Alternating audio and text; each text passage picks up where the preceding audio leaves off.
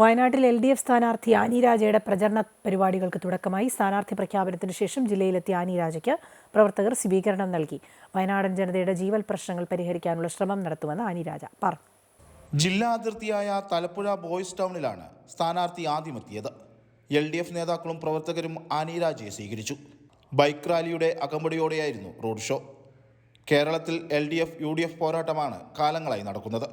അതിനാൽ ഇന്ത്യ സഖ്യത്തിന് ഒരു തരത്തിലും ബാധിക്കില്ലെന്നും ആനി രാജ പ്രതികരിച്ചു. ഇവിടെയുള്ള ഒരു പൊളിറ്റിക്കൽ സംവിധാനം എന്ന് പറഞ്ഞാൽ അത് LDF versus UDF or UDF versus LDF എന്നുള്ളതാണ്.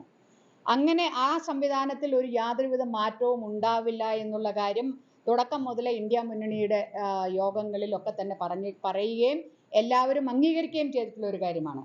അപ്പോൾ അങ്ങനെ ഒരു സാഹചര്യത്തിൽ ഇടതുപക്ഷ ജനാധിപത്യ മുന്നണിയുടെ സ്ഥാനാർത്ഥിയായാണ് എന്നെ ഇവിടെ മത്സരിക്കാൻ പാർട്ടി നിയോഗിച്ചത്.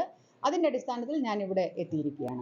രാഹുൽ ഗാന്ധി എവിടെ മത്സരിക്കണമെന്ന് തീരുമാനിക്കേണ്ടത് കോൺഗ്രസ് പാർട്ടിയാണ്. ഇന്ത്യ സഖ്യത്തിന്റെ മുഖമെന്ന് വിശേഷണമുള്ള രാഹുൽ ഗാന്ധി ദേശീയ തലത്തിലുള്ള പോരാട്ടത്തിനാണ് തയ്യാറാകേണ്ടതെന്നും ആനി രാജ കൂട്ടിച്ചേർത്തു. മാനന്തവാടി, ബത്തേരി എന്നിവിടങ്ങളിലെ സ്വീകരണ ശേഷം കൽപ്പറ്റയിലായിരുന്നു അവസാന പരിപാടി.